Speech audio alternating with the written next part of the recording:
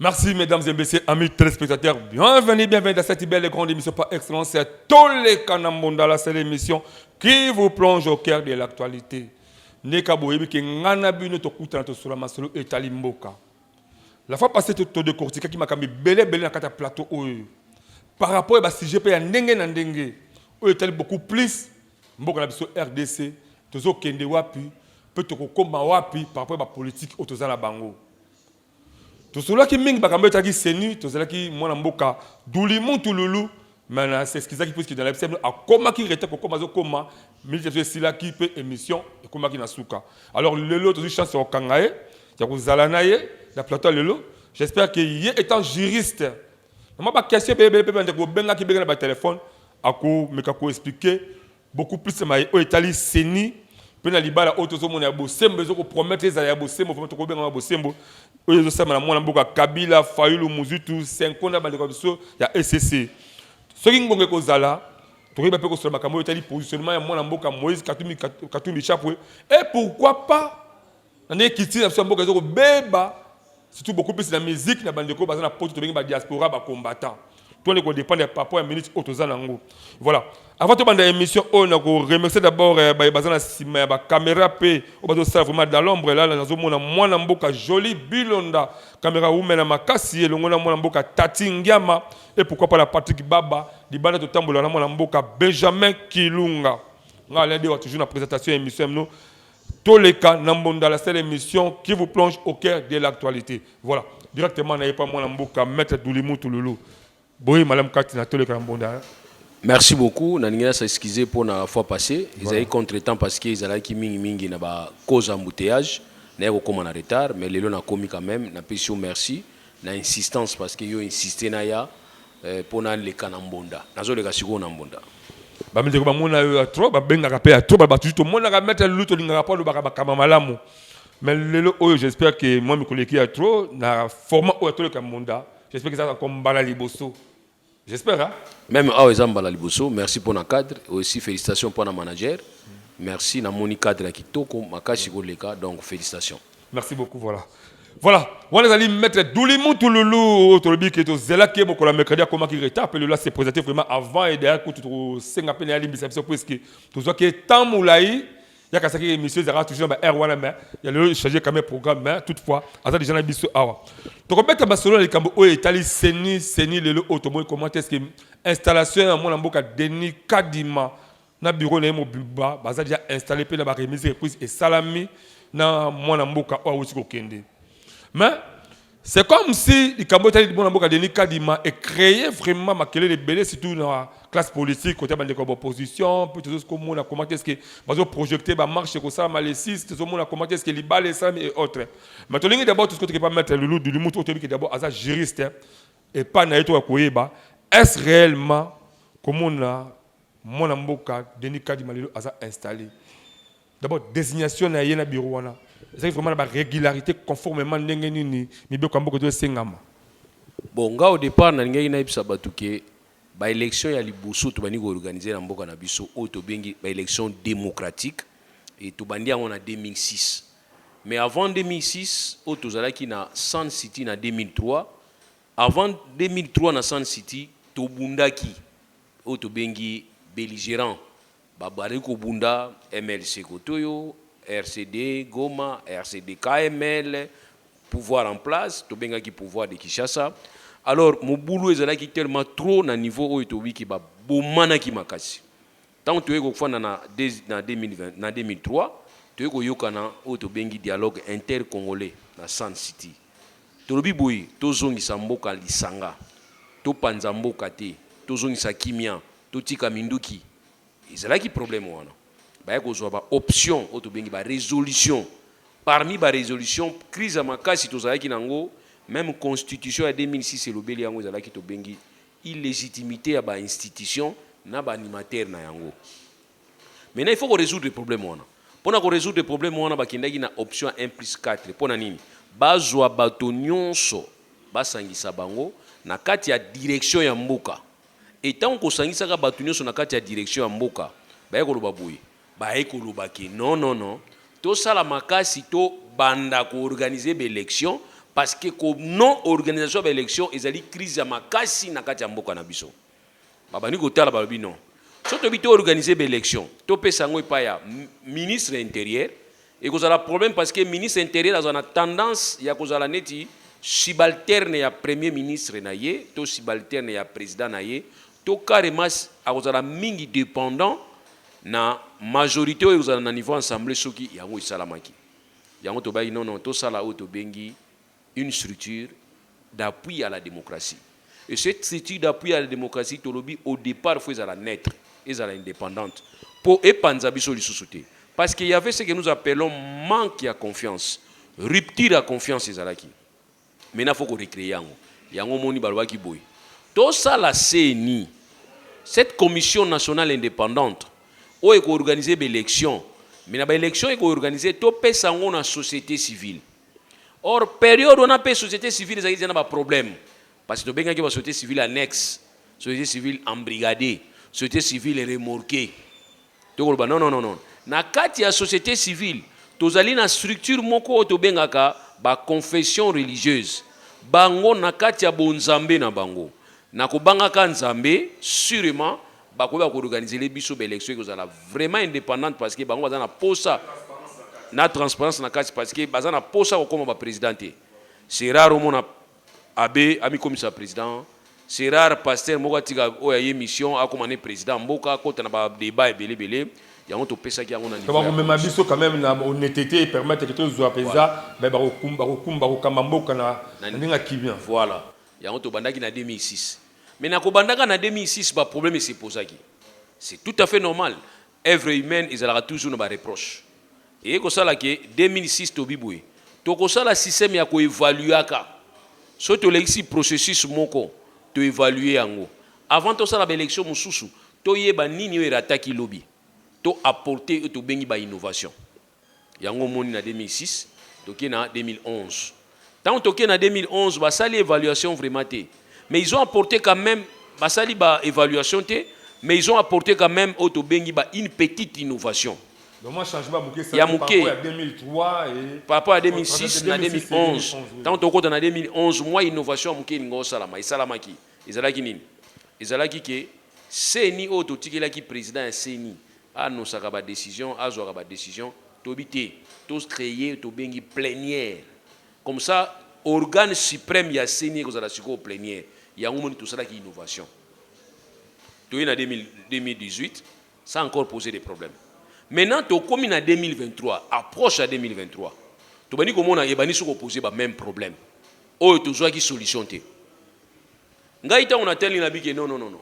Côté que la confession religieuse, ba organiser l'élection, ba erreur, tu as apporté tu as un mécanisme. Depuis 2006, 2011 et 2018 avec ma profession religieuse basée dans la Katouana, il y a Zambie. Voilà. Mais entre Bango, tout le monde vraiment que il y a pour changement, il faut que ça soit mingi.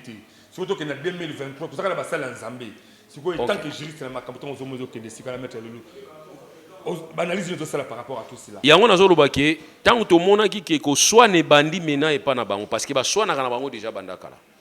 Biso to tiaki bango pona bonzambe na bango. Mais nzoka nzamba zaka bolingo. Dieu n'est pas amoureux, mais Dieu est amour.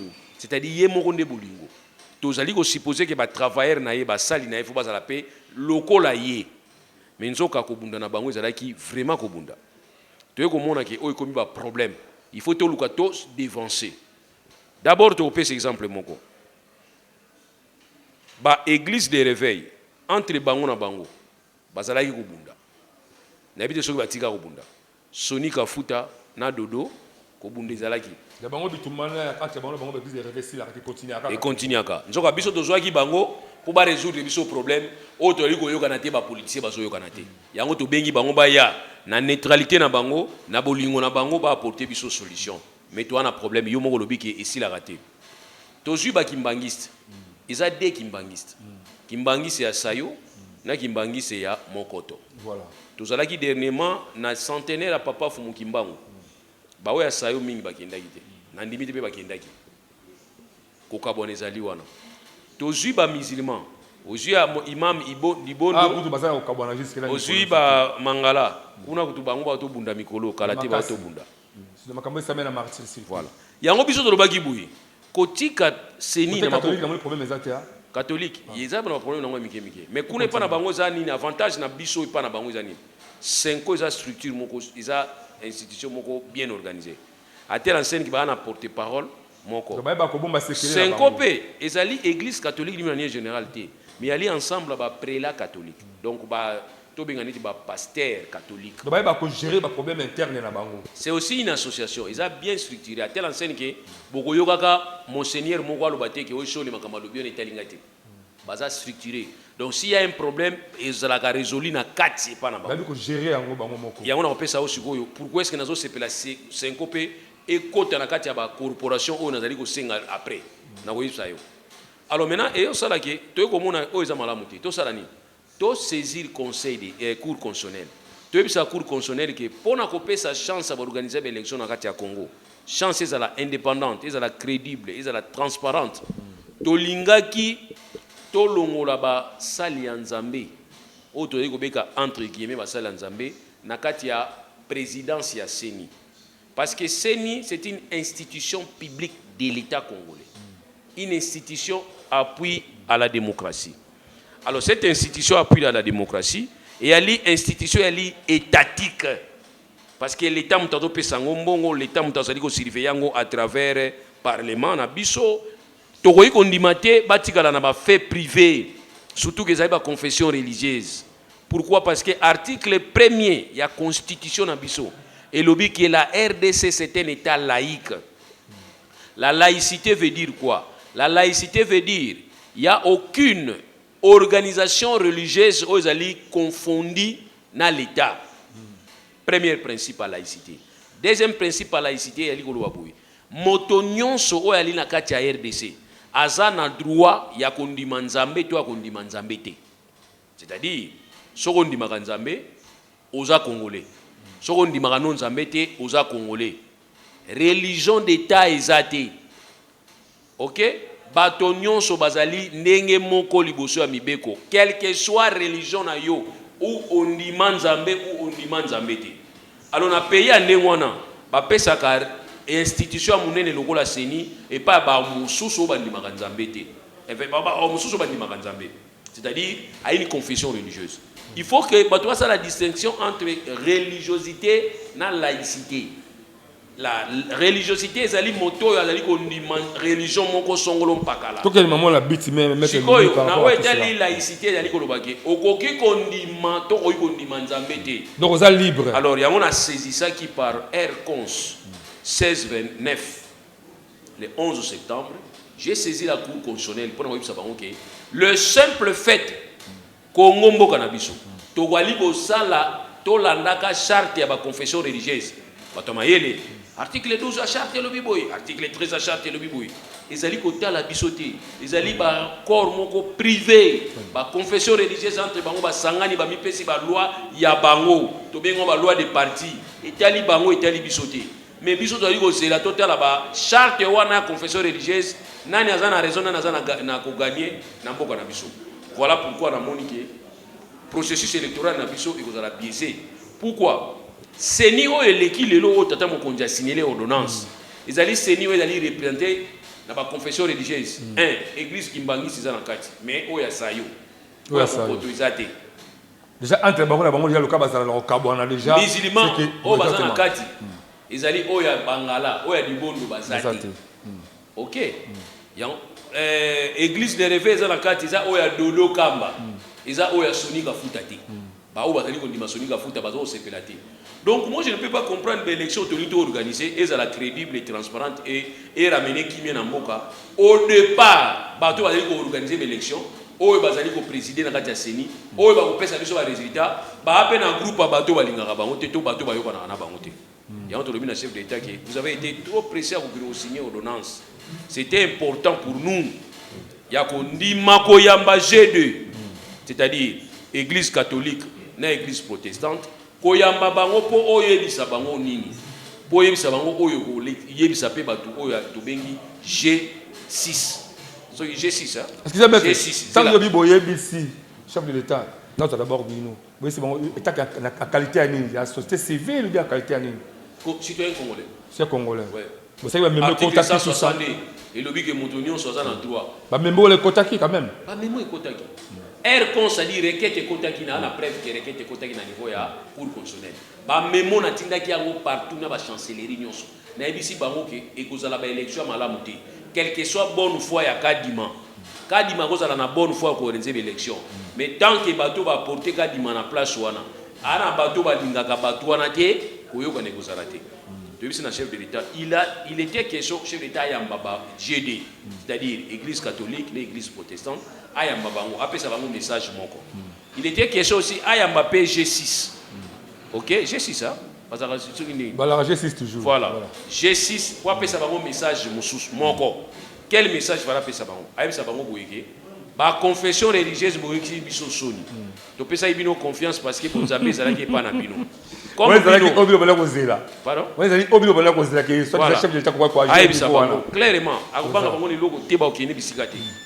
Nzambe soko sengi pardon à comprendre yo à comprendre. C'est-à-dire bino bozalaki tozalaki kozela bino pesa biso seni ya malamu. Biro ya malamu. Zoka boyoka ni bobundana bino boyokana na bino te. Comme boyoka na boyokana na bino te. Nazali ko rappeler bino que état congolais ali état laïque. C'est-à-dire kondima nzambe to kondima nzambe te na groupe abato bandimaka nzambe te bakomi na mawa na biso to ndimaka nzambe alo bino nyonso ezala G2 na G6 bolongwa comme ça tozwa proposition mususu pour totia présidence na niveau CENI voilà. Parce que proposition ezangaki te proposition ezalaki tozwa ba corporation oyo ezali organiser totia ngo na kati ya plénière ya CENI. Entre autres exemples, tu peux dire qu'il y a 5 ans. 5 ans, ils ont organisé. 5 ans, ils ont structuré de réunir les prélats catholiques. Mais quand tu as dit que oh non, sur les Gamoloba qui ont CP na ngote. Mon amboka. Vous comprenez ngaï. Mon amboka. Qui na côté à na parler ba corporation. La ligne d'abord, toi qui prenez moi série de questions et réponses comme ça permettre de répondre à ce tout là. Oui. Comment on a oyo moni ndenge seni de lo oyo ba aussi ça d'installation et ça merci kala. On a monné aux autres irrégularité au bien pour constater la carte à CENI voilà.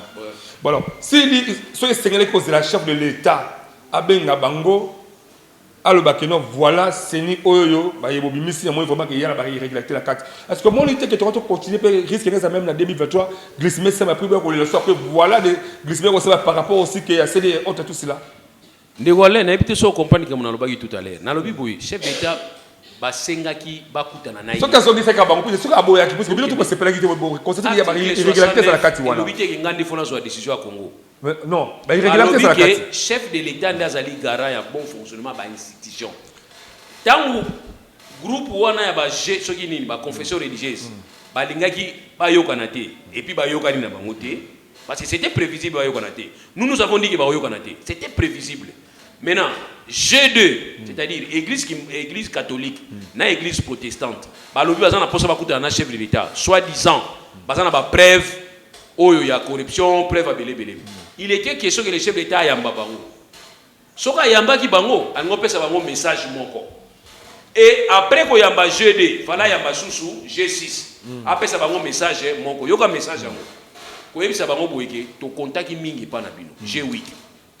Mais tout le monde qui est bolingue koyoka na bino te. Comme boyoka na ki boyoka na te, bozoni ngo Israël biso na rappeler bino que article 1er ya constitution na biso lobi que nous sommes un pays laïque. Alors bino comme boyoka ni te, bokanga bisaka na bino na G6 na G2 bolongwa. Comme ça to soit solution mususu. Chef de l'État Zanzambete. Je crois très bien tant bazaki bango tout confession oui, confession registre parce que basangala bango tout kuna. Il lui fallait trouver une constitution qui permettre babimisa mutu moko na kati na bango. Chef de l'État Zanzambete. Mais majorité et bimisi mon amboka kadima. Ba na majorité parce que ça likamo la majorité la démocratie. Voilà tu te présenter mon amboka kadima obs majorité to poni yé oyoyo. nous ne ça la passe ne sika pour nous dire que non to kenaye to les langonga pour na ma Alain Dewa ngana ebité sozo comprendre que nazo kini na ba réflexion oyo za ngate non yoka ngana zo matali c'est là ngana zo matali kolo quand vous réfléchissez que G6 ça la raison va majorité G2 bino pe bolikisi kaka bino bolo malgré l'hypothèse de la corruption selon ndenge monde na kaka irrégularité je ne parle pas de ça ils sont intéressés ngate et là ils sont intéressés ngana yebisa yo na ba landi nanga bato wala nanga sikoke République démocratique du Congo ça état laïque voilà ça veut dire les confessions religieuses ba na place est-ce que vous comprenez très bien ba na place pour imposer biso charte na bango wana te charte na bango wana ezala G6 ezana raison ezala G2 ezana tort et tel biso te c'est pas notre problème ceux qui te contactent na biloko wana c'est parce qu'à un certain moment ils nous ont rendu la confession religieuse nous ont elle va s'ébeler non elles nous ont rendu le service en 2006 et en 2006 bien qu'il y avait des problèmes en 2011 bien qu'il y avait des problèmes en 2018 bien qu'il y avait des problèmes mais crise oyo ba commission ngoti na niveau oyo et les kindelo mais comment on a su par rapport c'est ainsi que ce doit biboye to lingi to rappeler bino ka nadir na bino vous avez confession religieuse mais étant na biso za laïque ça veut dire que vous ne pouvez pas nous prendre en otage la RDC ce n'est pas un état qui manguiste la RDC ce n'est pas un état chrétien voilà. La RDC ce n'est pas un état islamique la RDC c'est un état laïque ça veut dire tout simplement que une confession religieuse est imposée sur le Konabangote. Très bien. Si nous avons accepté ça, c'était malgré nous. Mais nous avons constaté que Bazali ko dérapé, comme on dirait Bango ne va chef na biso. Bon le Islami siko bon le c'est sûr qu'on a ngaso na moni monseigneur na ufuka matia changa ndi bachanga wana. Bon le Islami c'est sûr qu'on a ngaso na kenkamba ba yaminga na ko fuka matia. Parce que na croyance ya religion wana. Donc on a déjà déçu par rapport au Islami déjà. Alors le cas nous sur les Islami tombé chef de l'état pays ça signé nous sur les Islami ba réviser pour des Islami étant que moi na mboka étant que mais c'est la suite maintenant nous attendons. Qu'est-ce que je vais dire? Bon, on a question sur réponse on a répondre yo. Tout c'est la 2023. OK. Merci beaucoup voir tout à mettre de l'humour les élections. Les élections tu as besoin d'organiser ils ont gagné. Mais les élections avant, pendant et après et apporter Pékimia. Il y a entendu que c'est déjà un problème. Les vrais problèmes c'est au départ nous avons raté et aujourd'hui, je peux même vous dire Nani Walongo Nani connaît na tant Wazala qui est désigné comme président. Bolanda qui fait une parti politique moi Wazala qui fait. Bolanda qui fait. Et lui vous la fait ma cache au Kadi Maliki vous sali fait. Ce qu'on a tout na Kadi Maliki vous sali fait vous sala bino confession vous avez confession religieuse ou bien vous avez société civile. Mais vous avez un parti politique. Ça aussi c'est un problème. Vous croyez que c'est pour provoquer mais quand vous provoquez hier et tout. Tu la ligne d'abord au niveau régie. Tout l'andanga bino réaction il y a Kinois, comment quelques Congolais vont réagir par rapport à l'Ikambo Italie. C'est parti la régie. Ce qui change, c'est une analyse de l'obité va comprendre. Comme on dit beaucoup, il faut établir il faut peuple à comprendre que il faut Congolais l'ingamboka naï. Puis ami bali faut le babo solo. Oyebi tango bazali ko bunda ko pona même bakambia seni. Na bisa ki bato ete ko yo ozanga ko yokana na bango. Boye ba kezali d'abord même problème doctrinal et religion. Ce qui pour biso ba chrétien to se préfère ba tia Jésus. Pour musulman ba se préfère il fallait ba tia Mohamed. Ba bouddhiste ba se préfère ba tia Sokinani. C'était déjà un problème. Oyebi depuis 2006 style lo, ndesika ba Congolais ba comprendre ce que ezalaka likambo ya lisekité pour na kopona parce que kopona moto ezali même des fois sentiments za ko intervenir monsieur ezali que objectivité ezali ko intervenir monsieur ezali même intérêt o ya se ya molili o yebana kate lelo ndeko kalima lelo tango toza ko lobana de politisation à seni bongo na bamboko ezaka ministère intérieur zo ko organiser ministère intérieur ezaka na sous gouvernance ya nani non pas le président de la République. Le gouvernement est maintenant la chef de gouvernement partout dans le monde. Le président de la République était. Ce que nous sommes le ministère de l'Intérieur, politique par rapport à la gestion, il y a moi Mboka Félix Antoine Tshisekedi depuis à pouvoir sans parti pris. Namoni azosa l'effort il y a ko respecter mibeko ya mboka. Par exemple, toyebaka na mboko soki ba opposant ba la marche, makila faut tanga Rolam Kanatongo, beaucoup de chars de combat, dans des coins stratégiques, les ala qui ont empêché la liberté d'expression. Mais depuis que Facha est en pouvoir, les journalistes les politiciens ont émettre des points de vue dans Bango, Ndenge Balingi, marche seulement 2 fois 0 mort.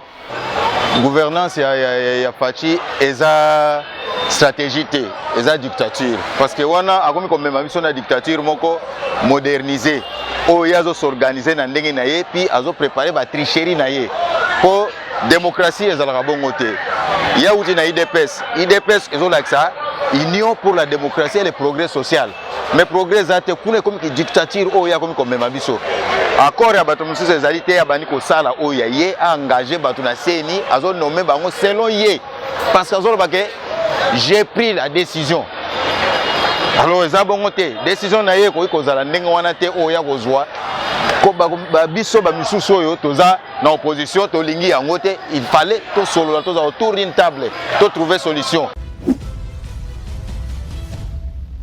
Voilà, de retour sur ce plateau exceptionnel de votre belle écran, émission par excellence, c'est tous les canaux mondiaux, la seule émission qui vous plonge au cœur de l'actualité. Maintenant, nous avons tout le monde sur les questions par rapport à tout le monde la bande d'écho. Mandat fasciste en Otalango, l'État qui est congolais à 100%, l'État qui est juriste aussi. Est-ce que c'est une dictature ou bien c'est une stratégie politique ou c'est pour la démocratie qui est de l'avant? C'est-à-dire, les problèmes sont simples. Quand tout le monde qui demande la dictature ou non, nous devons commencer par comprendre l'évolution. Moi, je ne peux pas comprendre les loyaux, un pouvoir dirigé par des gens qui ont été dans l'opposition. Parce qu'ils ne laissent pas le pouvoir. Na place où on a, comment est-ce qu'il va gérer pour résoudre les problèmes congolais et puis pour gérer même l'opposition. Parce que vrai problème, on résoudre les problèmes congolais. Et si on résout les problèmes congolais, même l'opposition a une opinion sur la vérité. Par rapport à la réalité, tout le monde a minute surtout beaucoup plus il y a Séni, Kendeli, par rapport aussi à la proposition que le chef de l'État a zongi ça, il a eu tout le temps. Maintenant, on a sur le gisement et tout ça. Est-ce que c'est une dictature ou une stratégie politique à celle pour qu'il la démocratie à Malam? Bon, ici, le chef de l'État peut avoir la bonne foi. Mais cette bonne foi peut être viciée à un certain niveau. Quel niveau? Quand l'entourage à chef de l'État, tout le partisan chef de l'État, parce que nous porter provocation dans le chef de l'État, ça va créer des problèmes. Nous devons mettre la cohésion nationale comme étant souci dans le. Donc aujourd'hui, je ne peux pas partager la même idée dans le chef de l'État, mais en tout cas, pour gérer Mboka pour la sécurité à Mboka, ça je ne vais pas discuter avec lui. Non, ça la discussion a été. Parce qu'il y va dans l'intérêt directement. Mais si on montre dans les détails, le chef d'État a dit que donc ça, c'est un problème. La provocation, c'est un signe que le chef d'État peut avoir la bonne foi, la bonne volonté, mais il y a des problèmes fanatiques, entourage, et puis je ne sais pas pourquoi encore. Les autres, par exemple, il y a Joe Kabuya. La marche c'est Italie. C'est que ça, tout le monde est total. Non, Italie, total, il va là où il y a. Après, on va dire que nous avons la possibilité de quitter. Il y a un répondre. Les lois union sacrée, IDP, ça a besoin qu'on prouve qu'il y a ça la marche bien. Il y a bon force de les lois, nous avons besoin de prouver que Bisso, tant que tu pèses, il y a pouvoir proche. Voilà. Il y a un pouvoir pour corriger, toujours corriger. C'est le travail. Comme ça, c'est moi là, ceux qui battent la marche, tu as dit que battent la marche, c'est tourner dans le bureau de Pessibino. Parce que soso mo to luka ngo izoki makaba mbangu na basala nango to kometa masolo nango to yeba ke ba soso nga ese bani ko lia manija na sani comme ça bato basala marche ta ba ke to ça la marche il n'aura rien comme matière à causer la marche voilà mettre de l'humour tout le long parce que le solo mususu na yebe que maman ba soit encore 5 minutes de plus to est-ce que comment on a pour intérêt à mboka pour na bolingo ya mboka ba ba bali ko yoka na te kalaba sanga lelo et ça m'a beto ça malamu. Juste cette question. C'est-à-dire, c'est en RDC, les opposants, les policiers, les ennemis. C'est en RDC. Bon, tout le monde dit. Non, on a plusieurs réponses, n'est-ce pas? Les policiers, les ennemis. Mais un politicien, c'est un adversaire politique entre Bissot. Mais pour l'intérêt, comme on a le coup, la moi, Fayulu, Kabila, Mozito, Sangani, tout pour ça, la marche bien. Yo, l'État qui est congolais, l'État qui est juriste. Analyse non, tant que Congolais, on tourne pas. Congolais surtout. Moi, si vous voyez l'État congolais. L'État congolais. Autre moi, moi, faillu la moi, la non, bah il binga, vérité de tout ça le à cause sangana moi mboka Kabila mais tout le monde qui est pas seulement la carte politique à yo et tant que congolais. Etienne Tshisekedi paix à son âme. Azalaki collaborateur direct ya Mobutu. Ba yo sala makambo 13 parlementaires à Longwe na ye. Tant à Longwe na ye abani ko s'opposer contre Mobutu. Mais tant Mobutu azaro bela na Saint-Martin. Etienne Tshisekedi ki notala ye. Mon frère, Beaucoup de raté sur comme politicien comme nganga, toi comme ndokité. Il reste homme, il a un cœur. Et puis il y avait des relations. Yo nangali to so la boy, lobi o côté na parti musu ngapa na côté na parti musu. To comme adversaire politique. Est-ce que ngana to bossa na histoire na biso? Non, ce n'est que na Congo tous les ennemis, pas politiciens. Non. Ailleurs adversaire politique. Et au sein de malamu na commission, awa na Congo tu sais que la kosala malamu ebele muta okumisa zate en opposition. C'est comme ça. Bango ba sala inde on attend wa kabila. Pona wa bango ko bino, boko tina SSS.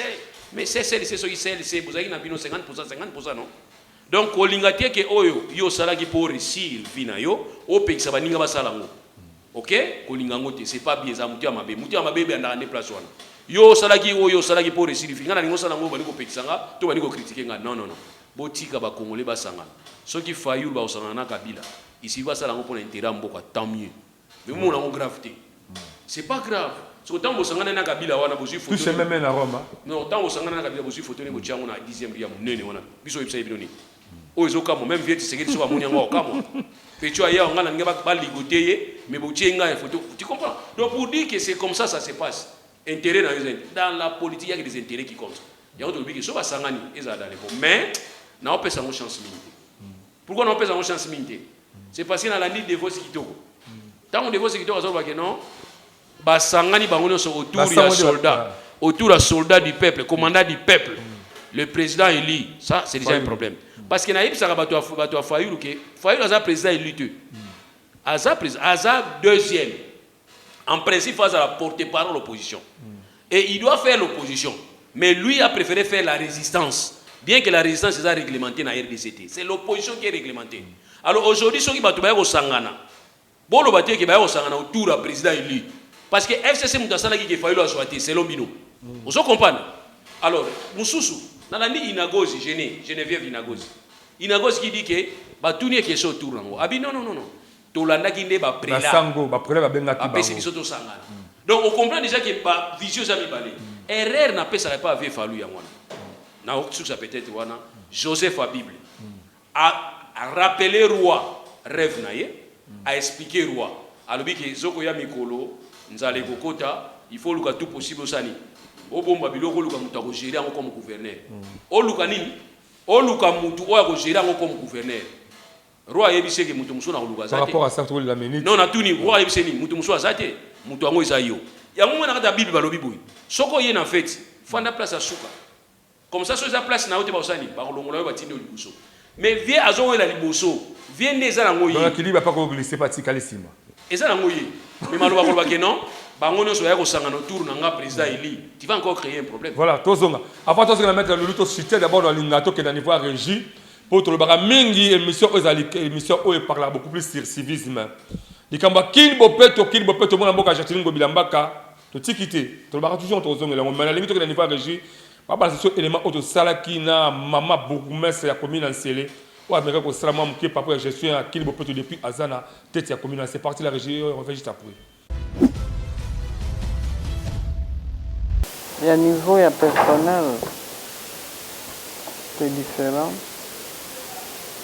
Alors, baza mingi bazaka ba nouvelle unité. Baza numéro matricule T. Baza payé T, baza pris en charge par l'État T, mais ils sont obligés de travailler. C'est un grand problème. Vous voyez une maman qui quitte son foyer, qui va travailler au quartier. 15h, 16h, elle doit rentrer à la maison, mais vide. Mais vide parce que l'État n'a pas encore pris en charge ces personnes-là. Faute déjà, il y a commune en son temps, côté Saka, la nouvelle unité pour base à la mécaniser et payer à la fonction publique. Il fallait mécaniser agent. Il y a le ministère Moussoussou, mais il y a le ministère intérieur. Quota polémique, il est là, va résoudre le problème. Dans l'entretemps, il y a des gens qui se donnent pour travailler. C'est un grand problème ça. Mais au niveau d'abord technique, niveau sur le terrain par rapport à tout le monde, surtout. Et les collaborateurs entre ma chef de quartier, ma chef de il m'accompagne, il nous accompagne très bien, sauf quelques chefs de quartier qui sont réticents, mais il nous accompagne sans problème. Le problème, na bango ezali kaka ya échange, un contact.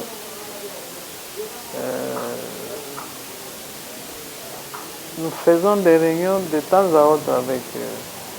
Depuis que je suis là, nous avons déjà fait 4 réunions avec le chef de terre. Pourquoi? Parce que il y en a qui ne comprennent pas leurs lois. Et depuis un temps, conflit est quota pour la gestion des terres. Batika ya bango musala bakoma koteka mabele. Or, un chef ne peut pas vendre la terre. Et à côté de mabele, il faut. C'est là comme à cause de conflit. Ceux qui ont un chef, ils vont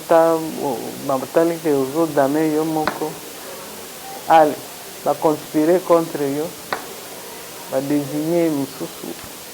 Partout où je suis passé, puisque je suis un bandit de centre dans le quartier, toujours sensibiliser Bango, toujours yebisa Bango, que le comportement va adopter les yango te. Les années,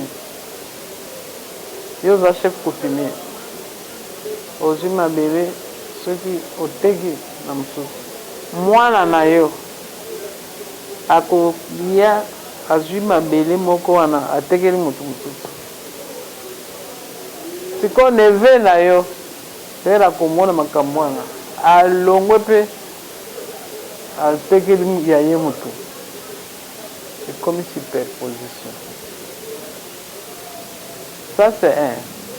De deux, bazoteka biloko wana bazoinforme quartier te. Et le quartier, l'air bakoya na mikanda na bango, enregistré. Il va se rendre compte que sur le même terrain, il y a superposition des documents. C'est pour cela, ni coloniaux soyo, bazali soit na siawa na tribunal, soit na limité na 4e rue, la grande instance. Ils sont invités chaque jour. Alors, la réunion tout ça qui n'a pas chef de quartier na yebisaki bango que ceux qui mutu aye koyebisa asombi lopango, la meilleure des choses ezali ya kokende kotala emplacement ya lopango tuni bavoisin soki eza lopango ya vide sérieusement ndenge asali